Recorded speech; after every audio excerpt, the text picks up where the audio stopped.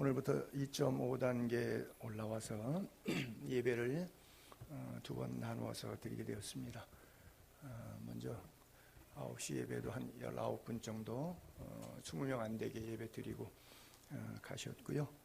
이제 또 예배 드리는데 마스크를 강단에 있는 사람도 다 써야 되는 규정인데 단 하나 이제 앞에 이렇게 가림막을 비막 차단막을 하면 예외적으로 마스크 쓴 것으로 가름한다 이런 행정수칙이 있어서 오늘 이 앞에 가름막을 이렇게 올려놨습니다. 제가 마스크를 쓰고 설교하면 발음을 여러분들이 잘 못 알아들을 수 있기 때문에 그렇게 해서 우리 교회도 드디어 비말 차단막이 올라왔구나 아마 여러분들이 그림 보시면서 그럴 겁니다.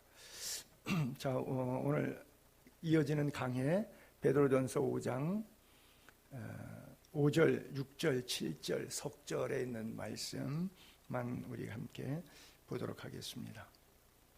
5절, 6절, 7절 석절인데요. 제가 먼저 5절을 읽겠습니다. 젊은 자들아 이와 같이 장로들에게 순종하고 다 서로 겸손으로 허리를 동이라. 하나님은 교만한 자를 대적하시되 겸손한 자들에게는 은혜를 주시느니라.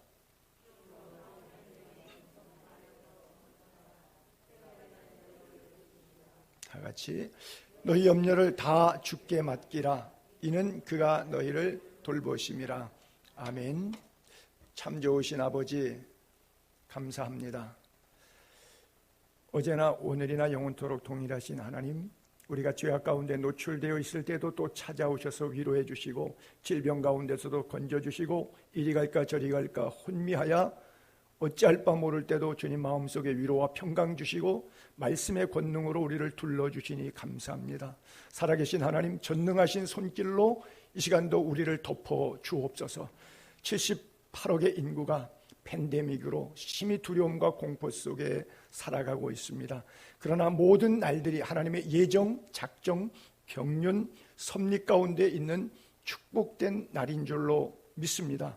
이 날들을 통해서 우리들의 믿음이 더 경건해지고 견고해지며 한 걸음 더 주께 나아가게 하시고 주의 음성이 더 잘 들리는 확성기와 같이 하나님의 음성이 뚜렷해지는 시간들 되게 하여 주옵소서. 주의 말씀이 능력임을 믿습니다.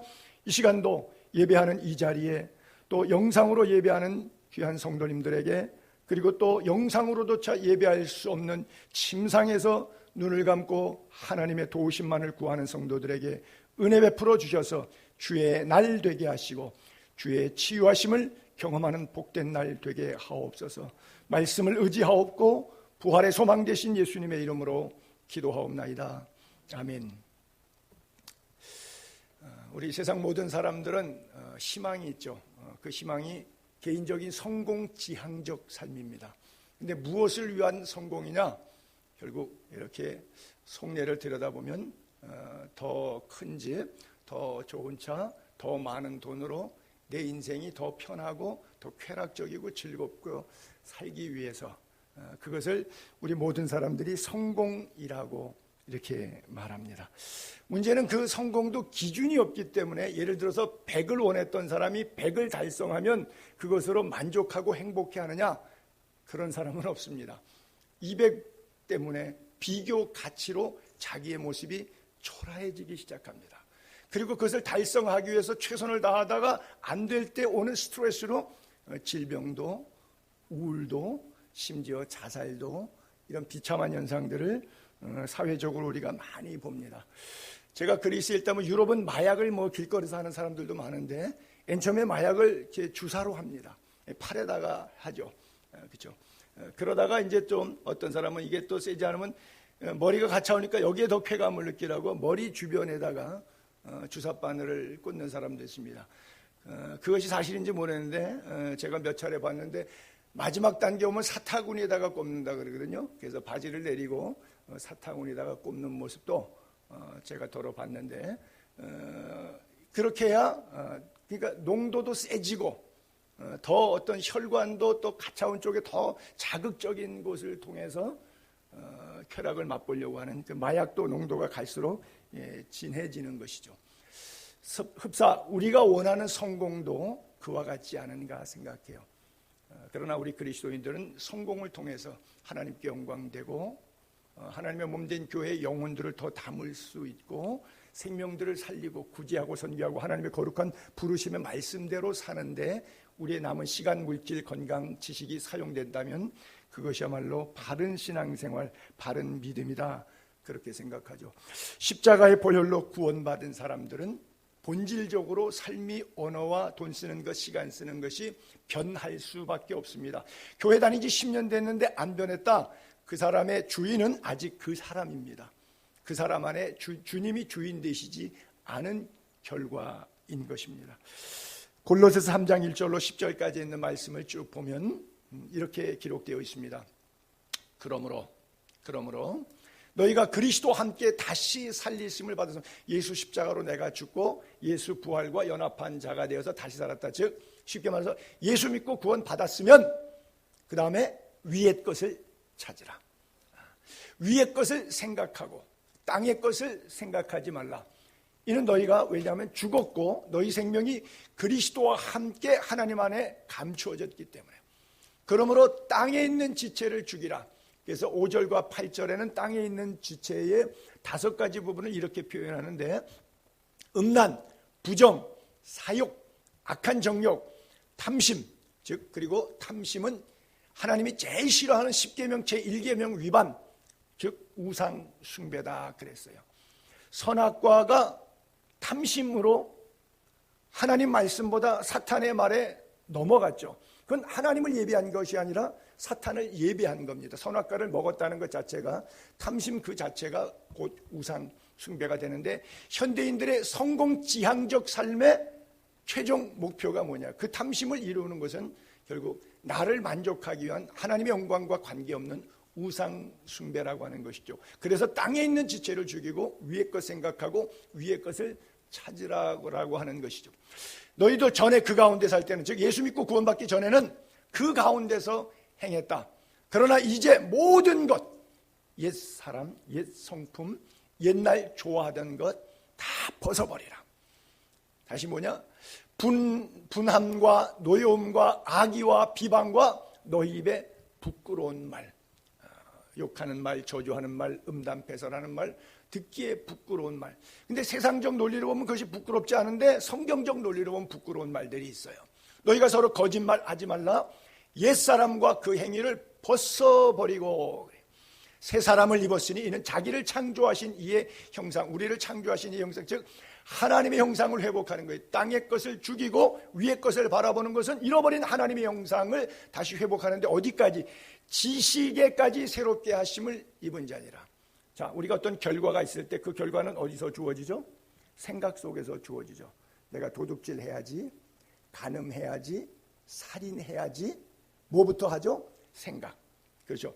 하나님을 아는 지식에서부터 새로워져서 우리들의 삶이, 인격이, 행동이, 결과물들이 하나님의 형상을 회복한다라고 하는 것이죠. 모든 삼라 만상을 지으셨을 때 하나님이 각자의 모양을 따라 지으셨는데 각기 종류대로, 이렇게 창세기에 써 있는데 인간에게는 각기 종류대로라고 써 있지 않고 우리가 우리의 모양대로 사람을 만들자 해서 하나님의 형상을 따라 인간은 지음을 받았기 때문에 하나님의 속성이 있어요. 내가 거룩하니 너희도 거룩하라.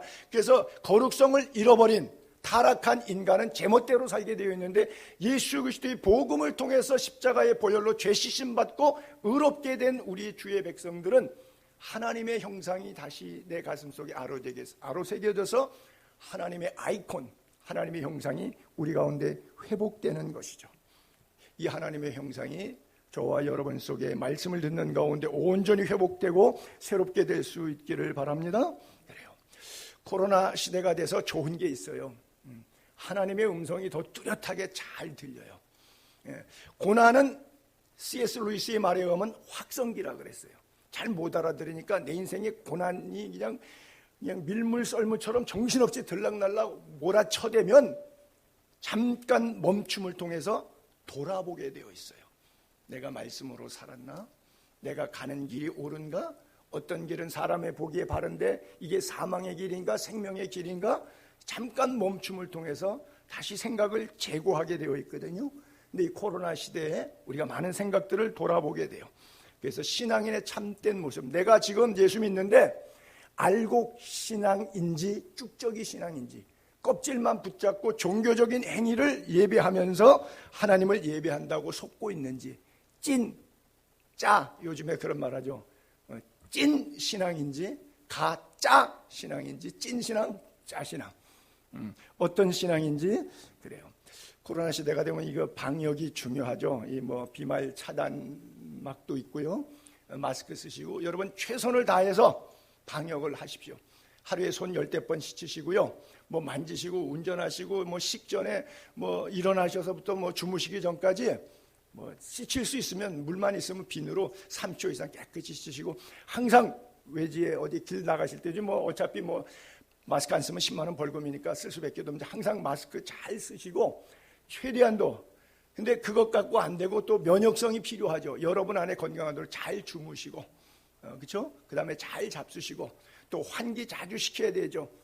공기 환기가 굉장히 중요합니다. 면역성에서. 마스크를 가끔 벗고 공기 맑은 데 가서 좀 숨도 크게 쉬실 필요가 있는 게, 호흡을 이산화탄소 뱉어내고 산소를 호흡할 때 내 호흡이 나쁜 이게 에어가 많이 여기 있어요.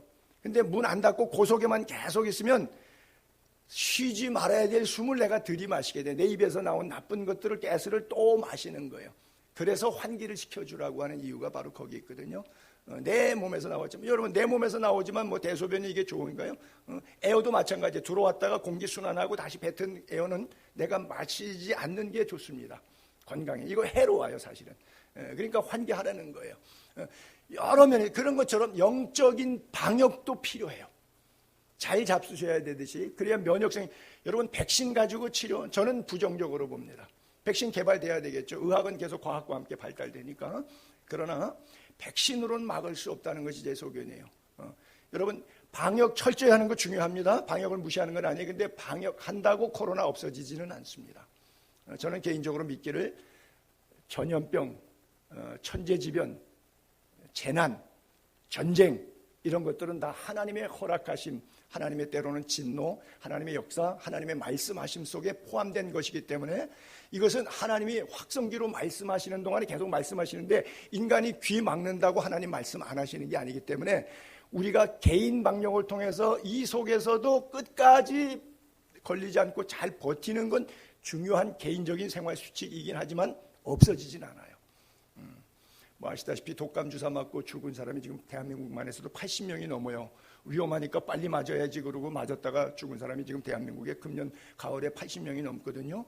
아시다시피 백신도 부작용들이 지금 계속 발표되고 있는데, 그거 왜 맞죠? 살려고 맞아요. 그 죽은 사람 가운데 살려고 맞았지 죽으려고 맞은 사람은 아무도 없어요. 결국 산다고 택한 방법이 죽는 거예요. 좀 극단적인 예를 들면, 무화과 나무 잎으로 내 죄를 가려보지만 해결이 안 돼요. 하나님이 심판이, 진노가 와서 홍수로 다 쓰러지니까 다시는 물심판 받지 않겠다고 바벨탑 쌓지만 그거로 하나님의 진노를 막을 수는 없어요.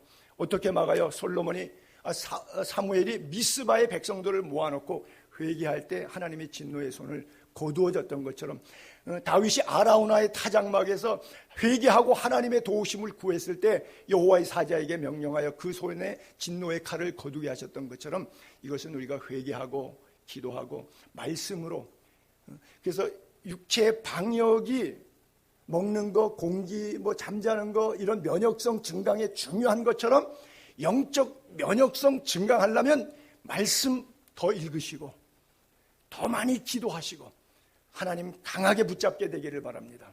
어떤 상황 속에서도 말씀으로 이기길 바라고요, 영적으로 방역할 수 있게 되기를 바랍니다. 바이러스를 예비하지 말고 하나님을 예배하는 은혜가 있게 되기를 바랍니다. 오늘 본문은 그렇게 이야기를 하죠. 5절 6절에 보게 되면, 젊은 자들아 이와 같이 장로들에게 순종하고 다 서로 겸손으로 허리를 동이라. 하나님은 교만한 자를 대적하시고 또 겸손한 자에게는 은혜를 주신다. 그러므로 하나님의 전능하신 손길 아래서 겸손해라. 때가 되면 너희를 높여주시기 때문에, 이렇게 말씀하고 있어요. 사도 베드로의 교훈을 통해서 지난 시간에는 장로들에게 권하노니, 그래서 더러운 이득을 위해서 하지 말고 약물의 본이 되라, 이런 메시지를 했고요. 즉 목회 리더십을 가진 지도자들에게 했고, 오늘은 또 그 리더십을 받고 있는 성도들 향해서, 저기 젊다 그래갖고 뭐 생물학적으로 나이를 얘기하는 것만은 아닙니다. 그래서 먼저는 1절부터 4절까지는 지도자들에게 교회를, 그리고 이 지도를 받는 분들도 쉽게 말하면, 다른 말로 하면 뭐 초신자들이라고도 볼 수 있고 평신도들이라고도 볼 수 있고, 실제적인 나이가 젊은 자들아 그러면 그 젊음의 나이가 몇 살부터 몇 살까지가 젊음이에요. 사실 기준은 없잖아요. 그러나 그것은 젊은 세대를 이야기하는 것뿐만이 아니라 교회에 새로 나오시는 모든 분들을 포함하고 있다, 통칭이다, 이렇게 이해하시면 되고요. 그래서 오늘 보면은 5절, 6절, 7절 세 절을 통해서 첫 번째는 순종, 그 다음에 두 번째는 겸손, 세 번째 7절에서는 맡김, 위탁. 그래서 아무 염려하지 말고 하나님께 맡기는 삶을 살아야 된다. 이 세 가지를 교회 평신도들에게 지도자로서의 베드로가 우리에게 권면해 주고 있죠.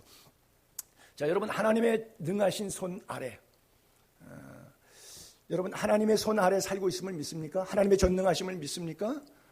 부디 믿게 되기를 바랍니다. 그래요, 하나님의 손길, 어떤 상황 속에서도 모든 것이 하나님의 손으로부터 온다는 사실을 믿게 되기를 바랍니다.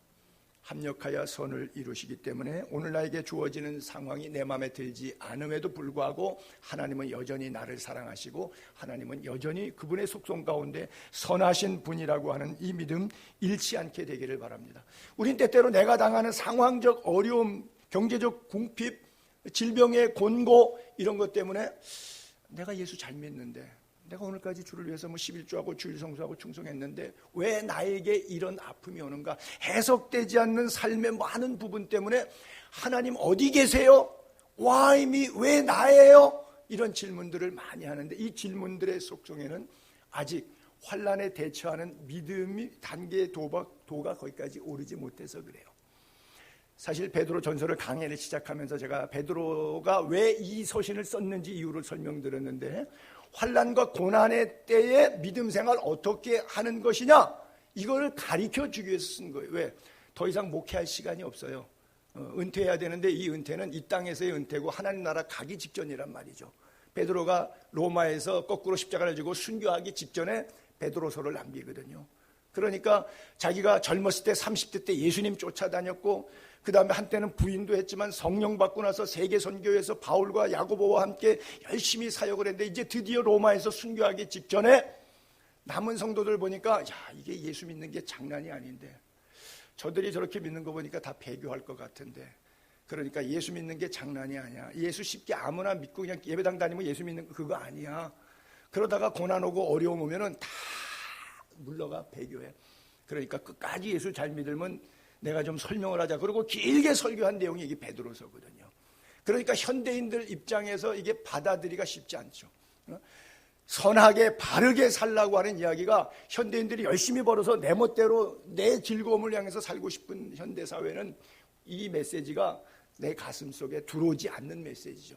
그러나 어쨌든 1세기 때도 마찬가지인데, 어려운 시대, 요즘으로 말하면 코로나 시대라고도 볼 수 있는데, 이 코로나를 1세기 박해 시대에 비하면 아무것도 아니죠. 이거는 그저 마스크만 잘 쓰고 다녀도 뭐 걸릴 확률이 거의 없는, 조금만 조심해도 걸리지 않는, 뭐 확진자하고 같이 대화를 했다고 할지라도 내가 마스크만 벗지 않고 있으면 걸릴 가능성이 0.1%도 안 되는 이런 거예요. 그러니까 조금 방심한 가운데서 올 수 있는 건데, 어쨌든 여러 번에 있어서 주의는 해야 되겠지만, 초대교회 박해에 비하면 이거는 그 박해라고 할 수 있는 것은 아니죠. 어쨌든 모든 것은 하나님의 전능하신 손길에 있다. 그래서 말씀대로 순종하자. 하나님의 손길에는 두 가지 면이 다 있죠. 하나는 징계도 있고요, 또 하나는 구원도 있어요. 그렇죠? 하나님의 손에는, 그래서 우리가 말씀을 지키는 자에게 임했던 축복과 신명기 28장, 말씀을 떠난 자의 받은 저주가 바로 신명기 28장에 쭉 내레이션 되어 있어요. 이 말씀. 그래서 하나님의 손에, 하나님을 신실하게 의지하는 사람은 그 사람의 손길을 통해서 축복과 은혜를 경험하게 되는 것이고, 하나님을 떠난 자는 두려움으로 하나님의 손, 하나님의 진노를 당할 수밖에 없는 거죠. 똑같은 10번째 재앙, 6월절 문지방에 피를 바르고 마지막 출애굽하기 전날 밤, 그 밤에 이스라엘 사람들에게는 하나님의 손길이, 하나님의 진노의 손길이, 하나님의 죽음의 사자에게 명령한 그 손길이 구원의 밤이었고 축복의 밤이었고 해방, 프리덤, 해방의 밤이었습니다.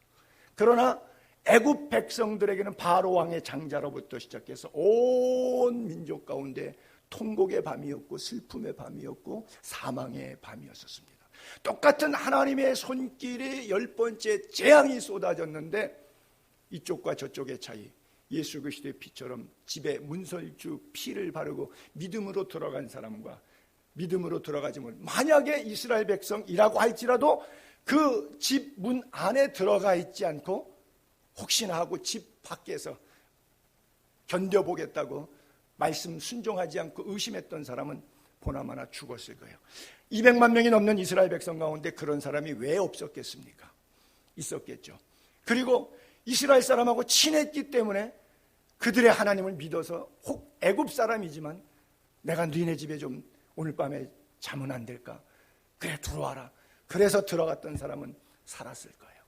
그러니까 그들의 믿음으로 결정된 것인데 의로 따지자면, 행위로 따지자면 구원받을 만한 가치가 없어요.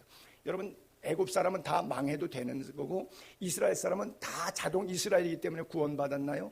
그래서 구원받은 게 아니에요. 문설주의 피를 발랐는데 그 피 안에 있느냐, 예수 피 밖에서 살았느냐로 결정된 겁니다. 예수 피 안에만 있으면 비록 살인자요, 행악자요, 포행자였지만 그럼에도 불구하고 예수 피 안에 있기 때문에 구원받은 것이고, 윤리적으로 휴머니스틱하게 점잖게 괜찮게 도덕적으로 사는 애굽 사람이라 할지라도 그 문 안에 들어가지 못했기 때문에 죽임을 당한 거예요. 오늘 이 코로나 시대를 보면서 우리에게도 마찬가지 상황은 아닌가. 여러분 안에 말씀의 방역이 있게 되기를 바라고 예수 피 생명싸개로 보호함받게 되기를 축복합니다. 그래, 하나님의 능하신 손 아래서 겸손하라. 하나님이 무엇을 주셔도 땡큐 갓. 무엇을 어려움과 고난과 역경이 와도 땡큐 갓. 하나님 감사합니다. 범사에 감사하는 은혜가 있게 되기를 바랍니다. 사계절의 변화가 있죠. 오늘 눈이 많이 왔잖아요. 비바람이 치고 눈보라가 몰아쳐도 어떤 때는 길을 갈 때 평탄한 아스팔트 길을 갈 때도 있고 어떤 때는 그냥 울퉁불퉁한 비포장 먼지 뽀삭한 광야길을 갈 때도 있지만 인생길에 하나님의 나를 향한 사랑의 시간표가 있기 때문에 주어지는 모든 것들에 대해서 땡큐하고 갈 수 있게 되기를 바랍니다. 이게 겸손의 극치예요. 앤드류 머레이라고 하는 여사가 쓴 책이 있는데 경건서적 조그마한 겸손이라고 하는 책이에요. 첫째도 겸손, 그리스도인의 덕목을 얘기할 때 둘째도 겸손, 셋째도 겸손. 왜? 하나님은 겸손에 대해서 엘러지를 갖고 계세요. 왜? 교만했던 인간이 선악과로 타락을 했잖아요. 그러니까 하나님은 겸손을 그토록 어떤 죄도 극악무도한 죄로 다 내게로 용서한다 그랬는데 교만한 자는 물리치시고 겸손한 자에게 은혜를 더하신다. 그래서 하나님은 겸손한 자를 기뻐하시고 교만한 자를 제일 싫어요. 교만에 대한 엘러지가 있으신 분이 하나님은 어떤 상황 속에서도 겸손히 주 앞에 무릎 꿇는 은혜가 있게 되기를 바랍니다. 우리는 우리의 삶을 돌아보면 겸손할 수밖에 없어요. 제가 그림 하나 올려놓을게. 이 그림이 사진을 한번 좀 확대해 볼게요. 이게 지금 태양계 중심이에요. 그리고 지구가 1억 5천만 킬로미터 떨어져 있어요. 그리고 저쪽에 화살표 끝에 있는 지구는 그 둘레가 여기서 비행기 타고 쭉 돌아서 다시 한국까지 돌아온다 그러면 얼마나 걸려면요 4만 킬로입니다. 서울 부산이 400킬로니까 그거를 100번 늘어놓은 거예요. 100번. 그게 4만 킬로예요. 그런데 4만 킬로인데 24시간에 제자리에 돌아오죠. 그러니까 4만 킬로 나누기 24시간 하게 되면 1666킬로예요. 그래서 지구가 이렇게 한 바퀴씩 뱅글뱅글 도는데 1666킬로의 스피드로 돌아요. 어지럽죠, 여러분? 네. 안 어지러워요? 그렇게 한 바퀴 도는데 그렇게 걸려요. 여러분 가끔 가다가 놀이기구에서 이렇게 막 타다가 바깥으로 튕겨져서 안전사고 도로 나는 경우가 있는데 이게 도는 게 시속 74km입니다. 자동차 고속도로 가는 스피드도 안 돼요. 물론 몸으로 타고 있으니까 으악하고 그냥 곤두박질 치고 놀이기구 탈 때 굉장한 스피드 같은데 그게 74km인데 1600km 이상으로 지구가 도는데 여러분 거기서 튕겨나지 않는 것이 참 감사하시기 바랍니다. 그래요. 그런데 저 지구가 태양의 거리가 1억 5천만 킬로인데 저거를 한 바퀴 365일에 한 바퀴를 돌아요. 그렇죠? 그러면 365일 지나면 다시 1월 1일 되면 땅 그 자리로 이렇게 돌아오는 거예요. 물론 4년에 한 번 윤달이 들어가기는 하지만 하루가 더 추가는 되는데 9억 4,200만 킬로를 1년에 한 바퀴를 돌아요. 그러니까 258만 822킬로가 되는 거예요. 그러니까 하루에 258만 킬로를 가는 거예요. 그걸 물론 이제 나누기 24로 하게 되면 10만 7,534킬로예요. 즉 10만 킬로라는 거예요. 그러니까 1,600킬로로 지구가 돌면서 그 도는 스피드가 크게 태양계를 중심으로 10만 킬로로 돌고 있어요. 여러분 자동차가 100킬로가 빠른데 1000킬로, 10,000킬로, 10만 킬로의 스피드로 달리는 거예요. 그러면 1시간에 지구가 4만 킬로니까 두 바퀴 하고 또 반을 더 돌아요. 1시간에. 그 정도로 스피드로 태양을 중심으로 지구가 이렇게 돌고 있어요. 저거는 우리가 생각할 때 상상을 초월하는데 요 태양계에서 벗어나면 은하계 갤럭시가 있는데 그건 수억 광년을 또 가는 거리예요. 이건 과학자들은 물론 측정해서 수치로 있는데 우리가 쓰지 않는 수학 단위법으로 수치가 나와 있거든요. 상상이 안 되는데 이걸 하나님이 지으셨어요. 이 광대한 우주에 나라고 하는 지구의 수지구 죽전동에 여기 지금 건영상가 타운 건물에 여기 Y 예배당에 앉아있는 내 모습은 너무 작고도 작고 미약하고 미물에 찍기 먼지만도 못한데 우주를 만드신 하나님을 내 머리에서 있다 없다 재단하면서 요거 갖고 있는 지식, 과학, 상식 머리 갖고 데이터에 의해서 뭐 방역을 하든 뭐 과학적인 데이터를 하든 정치를 펴든 요거 갖고 뭐 세상을 다 표하듯이 해요. 여러분 하나님의 전능하신 손만 의지할 수 있게 되기를 바랍니다. 인간의 나약함을 인정할 수 있게 되기를 바랍니다. 우주를 만드신 하나님 앞에 우리의 존재가 아무것도 아닌데 겸손하지 못하니까 하나님의 전능하신 손 앞에서 겸손해라. 때가 되면 하나님께서 알아서 교통정리하시니까 언제든지 겸손해라. 우리가 왜 교만하죠?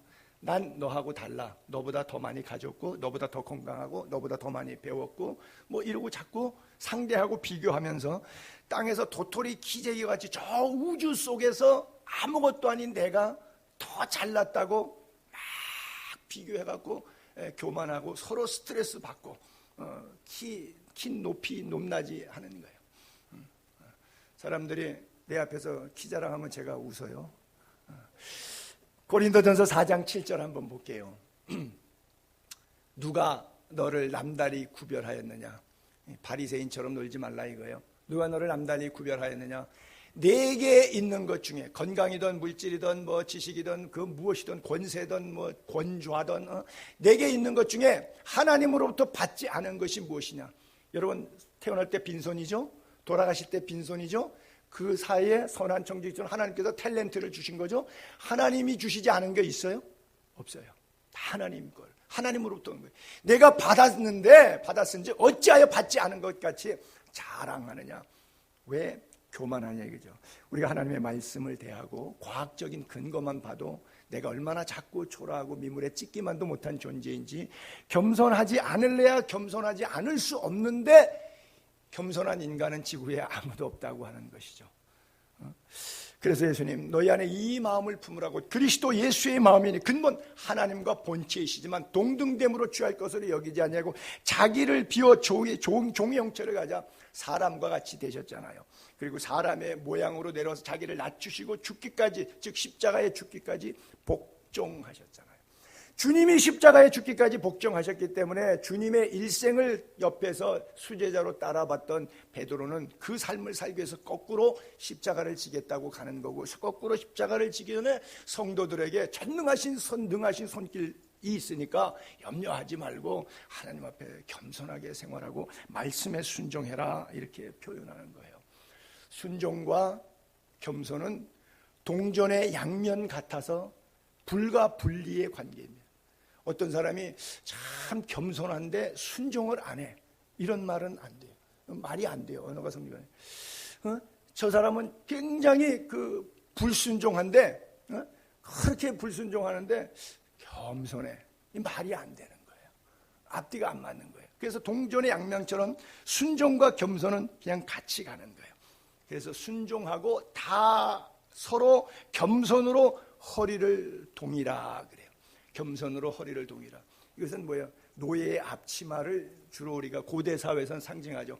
예수님께서도 제자들 밭이실 때 그들 앞에 겉옷을 벗고 수건 가져다가 허리를 두르시고 내가 주와 선생이 돼서 너희 발을 씻겼으니까 너희도 서로 발 씻는 것이 마땅하다. 내가 너희에게 새 계명을 주노니 서로 사랑하라. 그렇죠?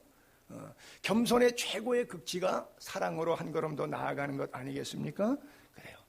뭐 요즘에 식사를 안 하지만 교회에서 우리가 보면 남전도에서 밥 먹고 나면 앞치마 두르고 설거지 하잖아요. 사도 바울도 텐트 메이킹 하면서 꼭 앞치마 갖고 다니면서 자비량 사역할 때 사용했잖아요. 주님처럼 겸손을, 노예의 앞치마, 겸손 허리를 동이라, 그렇게 말씀하고 있어요. 사울 왕이 괜찮은 왕이었거든요. 자기를 왕 삼겠다 그러니까 행구, 즉 수레 바퀴, 양쪽 바퀴 사이 널판지 속으로 숨어 들어갈 정도로 나 같은 사람이 어떻게 왕이 될 수 있냐고, 그렇게 겸손했던 사울이 왕 딱 되고 나니까 사울 천천 다윗 만만하니까 그냥 머리가 그냥 돌아갔어요. 그새 얼마나 겸손했어요. 그리고 하나님의 은혜라고 전적으로 했어요. 그래, 하나님의 은혜가 주어졌더니 은혜 가지고 하나님을 망령되이 행하잖아요. 그렇잖아요.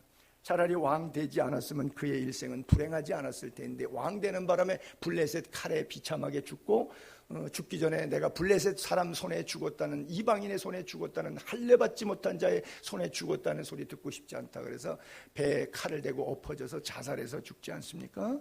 얼마나 비참한 삶을 살아요. 그가 실패하고 폐위당하고 버림당한 원인이 성경에 결정적으로 두 가지 이유가, 하나는 믹마스에서의 전투, 또 하나는 아말렉과의 전투. 믹마스에서의 블레 사람하고 또 아말렉 족속하고의 전투에서 불순종과 교만한 그의 모습이, 사무엘상서 13장 11절 12절에 보게 되면, 사무엘이 이르되 왕이 행하신 것이 무엇이냐 하니, 사울이 이르되 백성은 내게서 흩어지고 당신은 정한 날 안에 오지 않고 블렛 사람은 믹마스에 모였음을 내가 보았으므로, 이에 내가 이르기를 블렛 사람들이 나를 치러 길갈로 내려오겠거늘 내가 여호와께 은혜를 간구하지 못하였도다 하고 부득이하여 번제를 드렸나이다. 옛날에 왕들이 출전할 때에 사무엘 선지자를 통해서 먼저 출전 예배를 드렸습니다. 하나님 올라가오리까 올라가지 마오리까, 하나님이 올라가라, 적을 내 손에 붙였느니라 이러면 올라갔어요. 그리고 하나님께서 올라가지 말라, 기다리라, 그러면은 전쟁을 안 했어요. 그러니까 예배하고 전쟁에서, 왜? 전쟁은 여호와의 손에 있으니까 승패가 하나님의 음성의 순종과 불순종의 결과였단 말이죠. 그래서 믹마스 전투를 하는데 항우를 벌이고 있는데 블렛 사람이 쳐들어왔는데 걱정이 된 거예요. 빨리 출전해야 되는데, 전쟁에 나가야 돼. 왜? 백성들이 자꾸 흩어진단 말이에요. 그러니까 해서는 안 될, 제사장이 해야 될 예배를, 완전히 지가 왕 되니까 법 위에 있는 거예요. 율법을 뛰어넘는, 아주 초법적으로 자기가 그냥 왕이니까 내가 못할 게 뭐 있어, 지 마음대로 해버린 거예요. 그랬더니 하나님께서 책망하셨죠. 내가 여호와께 은혜를 간구하지 못했다. 여러분, 예배는 왜 드려요? 하나님을 위해서 드리는 게 예배입니까? 나의 영광의 만끽을 즐기기 위한 게 예배입니까? 이 예배론이 지금 잘못됐잖아요. 우리가 왜 예배해요? 그렇잖아요. 요식 행위를 해치우고, 이건 낮 예배 아닙니다. 그렇죠? 이건 뭐예요? 부적이죠, 부적 붙이고 나가겠다고 하는 거예요. 예배 해치우겠다고 하는 거죠. 부득이하여 번제를 드렸나이다. 하나님 말씀 지키는 게 중요하지, 상황에 맞춰서 부득이 내가 하나님의 명령 어기는 게 더 중요합니다. 나에게는 부득이한 상황이라고 할지라도 하나님 앞에는 부득이한 상황이 아니에요. 그러면 사무엘 선자가 늦게 오든 일찍 오든 예배를 통해서 하나님의 음성 듣고 믹마스 블레셋 전투에 나가야 되는데 지가 빨리 나가려고 지가 번제를 드렸단 말이에요. 그래서 당신 무슨 짓 한 거야? 왕이 행하신 것이 무엇이냐? 이렇게 물었는데 부득이했다 변명을 내린 것이죠. 여러분, 그래서 사울 왕을 하나님께서 버리시기로 작정했다. 너의 나라가 길지 못한다. 그리고 결국 다윗을 왕으로 세우게 되는 배경인데요. 자, 또 하나 더 보면 사무엘상서 15장 18절 그 유명한 순종이 제사보다 낫다는 그 메시지 배경인데, 아말렉을 진멸할 때 여호와께서 왕을 전쟁터로 내보내실 때 뭐라고 말씀하셨냐 이르시기를 가서 죄인 아말렉 사람을 진멸하되 다 없어지기까지 치라 했는데 아각 왕 아말렉 왕도 살려두고 소, 양 잔뜩 살려뒀죠. 왜 죄인이라 그러냐? 이스라엘 백성이 출애굽할 때 200만 명이 넘는 인구가 갔는데 사람이 걷다 보면 행진하다 보면 모세 앞에 서고 좀 젊은 사람들이 씩씩대고 빨리빨리 갈 거 아니에요?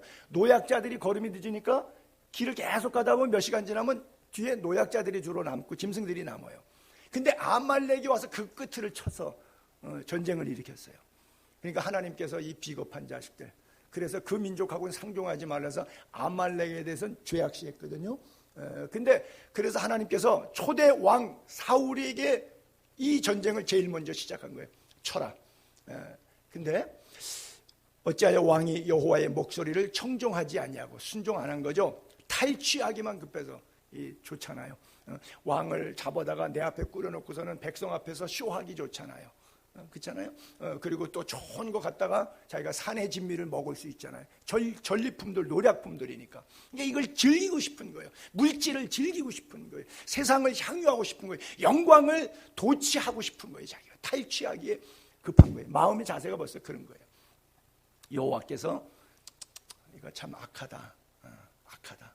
내가 너에게 승리를 준 것은 이스라엘의 하나님의 역사에 운행하심을 위한 것인데 너 개인적인 일신의 영달로 치부하는 것, 이 탈취에 그냥 급하구나. 참 악하다. 그래서 그를 폐위시키게 된 거예요. 그러면서 그가 했던 말이 있죠. 그 다음 절에 한번 볼게요. 사무엘상서 15장 21절에 가면 왜 남겼는지 이유를 이렇게 궁색하게 변명을 대는 거예요. 다만 백성이 마땅히 멸할 것 중에서 다 멸하는 게 사실이긴 한데, 그러나 그 중에서 가장 좋은 것을 길갈에서 당신의 하나님 여호와께 제사하려고 양과 소를 끌어왔나이다. 그냥 순종하면 되는데 자기 딴의 변명이 왜? 예배하려고, 헌금하려고. 그런데 그 자세에 단어가 이렇게 써 있죠. 나의 하나님께 예배하려고 하는 게 아니라 사무엘 당신의 하나님. 여러분, 교회에 그런 분들이 있어요. 목사를 위해서 나와주시는 분들 많죠. 그렇죠? 자기가 자기 죄를 구속하신 예수 그리스도의 은총을 노래하며 감사하며 하나님께 예배 자리에 나아가는데 목사를 위해서 나아가자는 거야. 내가 장로인데 안 나가면 안 되지 않나? 내가 장로인데 이번에 뭐 프로젝트 한다는데 헌금 안 하면 안 되나? 이게 다 뭐예요? 얼굴 체면 세우는 거. 그러니까 전쟁에 승리 주신 하나님께 사울 왕이 개인적으로 얼마나 감사해. 지금 누가 보일 것도 없잖아요. 내 개인의 생에 찾아오셔서 왕 삼으시고 전쟁에 승리 주신 하나님, 그 하나님의 은혜에 도취돼서 그 하나님만 집중하기도 엄청난 세러머니인데 생각이 딴 데가 있어요. 하지 말라는 거 불순종해놓고 핑계는 둘이 되고, 그리고 당신의 하나님께 예배하게 되고. 지금 사무엘 선지자의 하나님을 예배하는 게 중요해요? 사울 왕이? 그렇지 않죠. 굴절되어 있죠. 예배관이 삐뚤어져 있죠. 잘못된 신앙이죠. 그래서 그때 21절 그 다음 절부터 사무엘 선지자가 그에게 했던 말이 그 유명한 구절이죠. 순종이 제사보다 낫고 듣는 것이 수양의 기름보다 낫다. 그리고 이렇게 하는 것은, 거역하는 것은 점치는 죄와 같고 완고한 것은 지 고집대로 믿는 신앙, 이게 완고한 신앙인데 마치 사신 우상에게 절하는 죄와 같다. 우상 숭배다. 하나님을 예배한다고 했지만 그건 우상 숭배야. 너 예배한 거야. 네 영광에 도취된 거야. 이건 죄야. 왕이 여호와의 말씀을 버렸기 때문에 여호와께서도 왕을 버려 왕이 되지 못하게 폐위시킨다. 여기 폐위의 결정이 바로 그거예요. 믹막스 전투에서 지 멋대로 초법적으로 제사를 지가 드리고 기념비를 세우고 교만 방자하고 여기서 또 다 주일인데 말씀을 불순종한 이 죄. 24절 사울이 사무엘이 이르되 내가 범죄하였나이다. 내가 여호와의 명령과 당신의 말씀을 어긴 것은 내가 백성을 두려워하여 그들의 말을 청종하였음이니라. 그래요. 잘못하긴 잘못했다 이거예요. 이거 어기긴 여호와의 명령 또 선지자의 말을 어겼다 이거예요. 근데 이유가 있다 이거죠. 왜 그렇게 됐느냐? 아주 솔직한 고백인데요. 백성이 두렵죠. 보이는 백성은 정권의 인기에 영합되고 표에 영합되다 보니까 안 보이는 하나님은 귓등으로 버리고 보이는 표에 의해서 백성의 소리에 귀를 담았다라고 하는 것이죠. 여러분 팬데믹 상황 속에서 바이러스의 소리에 귀 기울이지 말고 하나님의 음성에 귀 기울이게 되기를 바랍니다. 두려움의 대상이 하나님이어야지 어떻게 백성이 두려움의 대상이 될 수 있겠습니까? 여러분 힘이라고 하는 것 권세라 에스더가 그랬죠. 왕비리스 3일 동안 금식하면서 모르도게가 뭐라 그래요? 이때를 위함이 아닌지 누가 아느냐? 나에게 건강이 있다면 물질이 있다면 지식이 있다면 권세가 있다면 이때를 위함이 아닌가? 그렇죠? 저는 대한민국 역사를 볼 때마다 근대사에 너무 1948년도 이승만 정권 이후에 오늘에 이르기까지 이승만 장로, 김영삼 장로, 이명박 장로, 이희호 장로, 장로님 가정이 4가정이나 대한민국 근대사의 정권을 잡았어요. 만약 이들 가운데 단 한 사람이라도 내가 백성의 표결로 대통령 된 게 아니라 하나님의 뜻과 섭리 가운데 된 것이라고 하는 것을 믿었다면 지식적으로 이해한 사람들은 4명 다일 거예요. 그러나 그것을 삶으로 증명해내지 못했죠. 사울도 왕 됐을 때는 겸손했죠. 왕 된 다음에가 문제였죠. 항상 된 다음에, 그렇죠? 역대 대통령들이 그랬던 것처럼 장로 집안의 대통령이 나왔어도 이때를 위함이 아닌가, 이 순간을 다 놓친 거죠. 때가 되면 하나님이 높여주시는데 군중의 소리에 높이고 싶은 거예요. 다윗은 만만, 자기는 천천밖에 안 된다는 사울이 심한 질투심 때문에 하나님에게만 집중했다 그러면 그게 질투로 느껴지지 않고 다윗을 오히려 격려하고 백성들에게 예 맞습니다 이랬으면 더 큰 종이 됐었을 거예요. 그러나 편협하고 이기적인 생각 때문에 자기밖에 모르는 권력에 도취돼가지고 때가 되면 하나님이 높여주실 전능하신 하나님의 손을 의지하냐고 자기의 교만으로 자기를 드러내려고 했던 왕을 하나님께서 기뻐 안 하시고 폐위시킨 것이죠. 때가 되면 하나님이 세우 요셉도 때가 되니까 종살이 옥살이 13년 고생 많이 했지만 하나님이 총리로 해서 고센 땅에 70명의 일가 친척 불러다가 한 족장의 가족을 200만 명 300만 명 출애굽할 때 한 민족으로 세워나가시고 이방인들의 전체 구원을 위해서 하나님께서 사자굴이라고 하는 다니엘의 어려운 험산 줄령을 통과했지만 그러나 그날 새벽에 새벽같이 나갔던 고레스 왕이 다니엘아 부를 때 제가 여기 있습니다. 놀래가지고 모함하던 간신들 집어넣고 방을 써붙였습니다. 120도의 전체 바벨론 제국 왕국의 방을 뭐라고 부르죠? 전도지 써붙였어요. 복음방 써붙였어요. 이제는 다니엘의 하나님을 믿을지라. 왕도 예수 믿고 하루아침에 왕이 조소를 내려 옛날에는 왕명이면 다 믿어야 되니까 사자굴이 없었더라면 어떻게 120도의 바벨론 제국을 페르시아 제국을 복음화시킬 수가 있었을까요? 하나님의 일하심, 하나님의 역사, 때가 되면 in his time 하나님의 시간표는 그토록 정확한 거예요. 다윗 한 사람을 통해서 이스라엘 나라를 온전히 구원했던 것처럼 그래서 뜻밖의 고난이 뜻 안의 섭리로 내 안에 작용되는 역사, 이것이 하나님의 위대한 섭리, 바꾸시는 하나님의 은총이라고 하는 거예요. 그래서 우리가 순종할 필요가 있고 겸손할 필요가 있고 마지막 맡기라 그랬어요. 7절에 보게 되면 본문 7절에 너희 염려를 다 주께 맡기라. 이는 그가 너희를 돌보심이라. 자, 여기에서 글자 하나에다가 제가 시비를 걸게요. all together. 헬라어로 올라라고 써 있는데 다 짭니다. 여러분, 염려를 주님께 맡기죠. 여러분 가운데 뭐 기도 안 하시는 분 계시나요? 다 그래도 나름 기도 생활 하시죠. 근데 다 맡깁니까? 여러분이 가진 그 고생보따리 여러분이 해결하려고 그러면 힘들어요. 근데 그 던져버리세요. 이제 맡기라는 말은 던지다는 말이거든요. 주님 앞에다가 툭툭 던져놓으세요. 그 보따리. 그러면 주님이 알아서 해결하시되, 내가 해결하면 편할까요? 주님이 해결하시는 게 쉬울까요? 맡기라는 거예요. 지금 거꾸로 십자가를 지기 전에 인생을 67세 가까이 살아보니까 별거 아니거든요. 내 문제를, 너의 염려를, 너의 근심을 다 예수 그리스도의 십자가 그늘 앞에 가지고 나가서 맡겨라. 왜? 그렇게 하면 그가 책임지신다. 이는 그가 너희를 돌보심이라 그래요. 전적으로 신뢰하고 전적으로 의지할 수 있게 되기를 바랍니다. 그래요.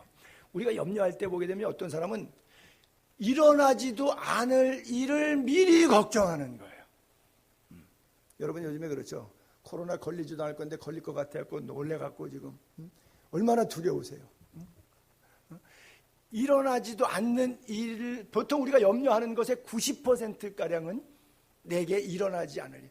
우리 비행기 타면 다 한번 걱정하죠. 염려하죠. 이 비행기 떨어져서 막바로 이 비행기 공중에서 천국 가는 거 아닌가? 그렇죠? 아마 세월호에 배 탔다가 살아난 사람들은 그때 한 100몇십 명 살아났는데 그 사람들은 다시는 죽어도 배 안 탄다 그럴걸요. 배에 대한 트라우마 때문에. 어쨌든 우리는 인생 살면서 두려운 게 한두 가지가 아니에요. 교통사고의 두려움, 질병의 두려움, 모든 것의 두려움, 사업을 투자했다가 망하면 어떨까, 모든 것의 두려움 다 주님께 믿음으로 내어 맡기게 되기를 바랍니다. 그리고 믿음으로 선포하고 믿음으로 기도하고 믿음으로 결단하시기 바랍니다. 내 욕심을 위하여가 아니라 하나님의 영광을 위하여 그렇게 하셔야 돼요. 야고보서 1장 6절에 보게 되면 8절까지 그랬죠. 오직 믿음으로 구하고 조금도 의심하지 말라. 의심하는 자는 마치 바람에 밀려 요동하는 바닷물결 같다. 이런 사람 무엇이든지 주께 얻기를 생각하지 말라. 왜냐하면 두 마음 품었기 때문에.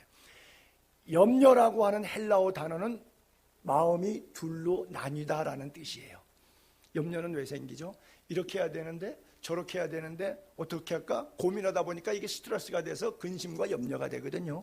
그러니까 염려하지 말라는 얘기는 마음을 하나로 묶으라는 거예요. 성령을 의지하든지 악령을 의지하든지, 때때로는 악령이 내 인생을 지배하고 어떤 때는 말씀을 듣고 교회 와서 성령으로 충만하면 성령이 나를 지배하는 것 같고, 또 세상에 나가고 가정생활 친구 교우관계 하다 보니까, 또 밖에 나가 직장생활 하다 보니까 또 세상이 나를 지배. 계속 두 마음이, 사도 바울이 로마서 7장에 표현했던 것, 오라는 곤고한 사람은 원하는 바 선을 행하지 않고 원치 않는 악이 나를 사로잡아 온다고 하는 것처럼, 이것이 바로 두 마음이에요. 두 마음을 품어 모든 일에 정함이 없기 때문에 염려와 근심이 있다. 야고보서 4장 8절 한 구절을 더 보면 같은 맥락인데요. 하나님을 가까이 하라. 그리하면 너희를 가까이 하시리라. 죄인들아 손을 깨끗이 하라. 두 마음을 품은 자들아 마음을 성결하게 하라. 두 마음을 품은 자들아 마음을 하나로 묶어라. 성결하게 한다고 하는 것이 위의 것에 집중하는 거예요. 이제 땅의 것 내려놓고 땅에 있는 지체를 죽이고 그냥 위의 것을 향해서, 하늘 향해서 악령이 아니라 성령의 길을 따라가는 거예요. 마음이 둘로 나눠지면 이것도 하고 싶고 저것도 하고. 베다니 마을에 나사로의 3남매 가운데 밑에 마르다와 마리아라고 하는 동생들이 있는데, 마리아는 그냥 예수에게만 딱 집중됐는데 마르다는 예수에게도 집중됐지만 물질 세계에도 집중이 돼서 이 마음이 나누어졌어요. 예수님을 대접하는 면에 있어서도 육신적 대접과 영적인 대접의 차이에 있어서 영의 것으로 대접하다 보면 육신적으로 이 모든 것이 너희에게 필요한 줄을 아시는, 너희는 먼저 그의 나라와 의를 구하면 이방인들이 구하는 무엇을 먹을까 마실까 입을까 이 모든 것이 너희에게 있어야 할 줄을 천부께서 이미 아시느니라. 구하면 나머지는 자동적으로 따라오는데, 자동적으로 따라올 것이라는 믿음이 약하다 보니까 내가 끄집어 당겨와야 돼. 그러니까 이것도 하고 저것도 하고 그러다가 갈등 생겨서 잘 안 될 때는 이거 왜 이래? 그리고 믿음이 자폭하기도 하고. 그러니까 마음을 성결하게 하라는 것은 한 마음으로 묶어서 한쪽을 버리라라고 하는 뜻이에요. 여러분 누가복음 10장 41절에 보면 마르다에게 주님이 하신 말씀, 주께서 대답하여 이르시되 마르다야 마르다야. 저는 이 구절에서 어떤 감정이 오냐면 답답한 거예요. 주님의 마음이 그냥 마르다야 이러고 설명하시면 되는데 마르다야 마르다야 왜 우리가 답답하면 두 번 이렇게 얘기하죠. 아니야, 아니라니까. 뭐 이런 식이죠. 마르다야, 마르다야. 내가 많은 일로 염려하고, 마음이 둘로 나눠진 거예요. 그렇죠? 근심하고. 한 가지 일만 하라 이거. 몇 가지만 하든지 혹 한 가지만. 여기서 예수님 반찬 준비 때문에 그랬으니까 반찬 한 가지만 해도 좋다. 마리아는 들어올 때부터 예수님을 영적으로 섬겼단 말이죠. 마르다는 영적으로도 섬기고 싶지만 그건 일단 나중에 하고 먼저 육신으로 섬기자는 것 때문에 마음이 분요해서 동생에게 화를 냈죠. 예수님, 내 동생 좀 와서 부침개 하는데 좀 도와주라고 그러세요. 버럭 화를 냈잖아요. 그러니까 화를 터쩍 내니까 예수님이 그 소리를 듣고 마르다야, 마르다야. 많은 일 때문에 네가 염려하고 근심하잖아. 그렇게 하지만 네 동생은 더 좋은 쪽을 택했어. 그 말씀하신 거거든요. 여러분들이 좀 가지치기 할 필요가 있어요. 특별히 이런 코로나 시대를 통해서 하나님께서 내 인생에 가지치기를 원하시는 부분, 돈 쓰는 거, 친구 교제권, 삶의 영역, 비즈니스의 영역, 모든 영역에서 내가 하나님 앞에 더 성결하게 영적으로 초점을 집중하는데 방해받는 그 무엇이 있다 그러면 우리가 좀 더 마리아의 신앙에서 마르다의 신앙에서 마리아의 신앙으로 주님을 더 영적으로 더 동행하는 은혜가 있게 되기를. 동행이 뭐예요? 같은 한 길을 걷는 거잖아요. 그것을 오늘 본문의 베드로는 주님께 맡겨라, 주님께 동행해라 그랬어요. 여러분 체육대회 할 때 2인 삼각경기 같은 거 있잖아요. 두 사람 가운데 다리는 서로 묶어가지고 두 사람인데 발이 4개가 아니라 3발로 뛸 때 어떻게 하죠? 맞추죠. 어떻게 맞춰요? 한 사람한테 호흡을 맞추는 거예요. 왼발 오른발, 왼발 오른발 한쪽에 맞죠. 내 생각이 두 사람이 각자 있으면 엉클어져 갖고 맨날 넘어져요. 뛰다가 보면 급한 마음에 빨리 하려고 부득이하게 하다가 보니까 넘어져요. 근데 한 사람에게 완전히 맡겨버리면 이 호흡이 잘 맞아서 전혀 문제가 없어요. 우리 인생길도 마찬가지예요. 주님 앞에 내가 양도받는 게 낫겠어요? 내 삶을 주님께 양도해서 맡기는 게 낫겠어요? 어느 쪽으로 택할까요? 어떤 사람들은 평생 주님 내 편 대달라 그래갖고 주님 내 편 맞지요 이래갖고 하여간 말씀이고 신앙생활이고 뭐든지 자기 상황에다가 다 맞춰서 살아. 그러니까 주님이 책임 안 지면 넘어지는 거예요. 주님이 책임지면 넘어질 수가 없는 거예요. 그렇기 때문에 주님께 맡긴 생애가 될 수 있게, 뭐 다 주께 맡겨라 그렇지 네가 맡아라 그렇게 써 있지 않잖아요. 주님께 맡기게 되기를 바랍니다. 그래요. 예수님께서 그런 말씀하시잖아요. 공중의 새를 보라. 창고에 들이지 않는데 길쌈도 수고도 안 하는데 염려 안 하잖아요. 여러분 지구상에 날아다니는 철새, 기러기, 이 자연 조류들이 더 많겠어요? 안 그러면 양계장처럼 이렇게 가다 놓고 사람이 사육하는 조류가 더 많겠어요? 제 생각에는 날아다니는 철새가 훨씬 더 많을 거예요. 수십만, 수백만 훨씬 더 많을 거예요. 그거 다 누가 길러요? 사람이 닭장에 2천수, 3천수 케이지에 넣고 기르면 사료부터 시작해서 닭똥 치는 것부터 시작해서 되게 복잡한 할 일 많겠지만 신경 쓸 거 하나도, 그보다 더 많은 조류들을 하나님이 기르십니다. 근데 그 날아다니는 한 마리 새만도 저희가 못할까요? 그 아들을 내어주시니가, 그 아들을 내어주시니가 모든 좋은 것을 우리에게 후히 주시지 않겠느냐. 이미 하나님 우리에게 말씀하셨는데, 그렇잖아요. 들의 백합화도 우리가 입은, 솔로몬이 입은 옷보다 더 화려한 것이 들의 백합화의 모습 아니겠습니까? 주님께 맡기면, 주님과 동행하면 그런 은혜가 있는 거예요. 상황이 어떻든 에녹처럼 늘 주님과 동행하시기 바랍니다. 에녹은 65세에 무두셀라를 낳고 300년과 동행했다 그랬어요. 그리고 365세에 하나님의 부름을 받았거든요.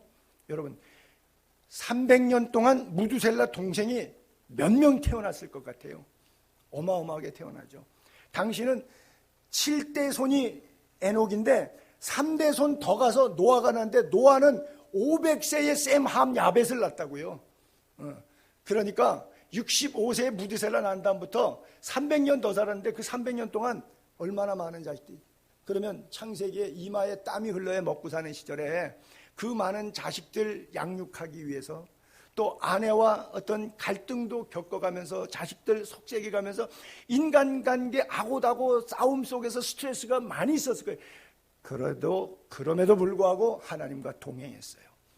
혼자 스님처럼 수녀님처럼 산속에 들어가서 책 펼쳐놓고 고고하게 살면서 땡 하고 종치는 시간 되면 식당 가서 밥 먹고 성경 읽고 기도하고 뭐 묵상하고 뭐 이렇게 아주 고고하게 수도원 생활하면서 하나님과 동행한 게 아니라 우리와 방불하게 살면서 의식주 생활 행하면서 또 애가 아파서 애 요즘 말로 하면 애 열나니까 밤에 들고 한 잠 못 자고 병원에 가고 병원에 갔다 와도 열 안 내리니까 온 밤을 꼬박 새고 애 한둘 길러도 힘든데 300년 동안 낳은 자식들을 다 기르면서도 하나님과 동행했어요. 여러분에게도 하나님과 이렇게 동행하는 은혜가 있게 되기를 바랍니다. 그를 데려갔더니 하나님이 천국에서도 지금 에녹과 동행하고 계세요. 그러니까 동행이라고 하는 것은 천국만 가서 동행이 아니라 이 땅에서의 삶에서부터의 동행이 되기를 바랍니다. 이것이 진짜 하나님께 맡긴 생애고 하나님과 동행하는 거예요. 환경을 뛰어넘는 전천후 신앙, 눈이 오나 비가 오나 바람이 부나 어떤 상황 속에서도 코로나 바이러스 상황 속에서도 하나님을 예배하는 자들 될 수 있기를 바랍니다. 마지막으로 시편 55편과 마태복음 11장의 구절을 같이 합독하고 마치도록 하겠습니다. 먼저 시편 55편 22절 같이 읽습니다. 시작. 내 짐을 여호와께 맡기라. 그가 너를 붙드시고 의인의 요동함을 영원히 허락하지 아니하시리로다. 아멘. 마태복음 11장 28절 같이 읽습니다. 수고하고 무거운 짐진 자들아 다 내게로 오라. 내가 너희를 쉬게 하리라. 나는 마음이 온유하고 겸손하니 나의 멍에를 메고 내게 배우라. 그리하면 너희 마음이 쉼을 얻으리니 이는 내 멍에는 쉽고 내 짐은 가벼움이라 하시니라. 아멘. 우리 함께 이 시간 통성으로 기도하며 나아가도록 하겠습니다.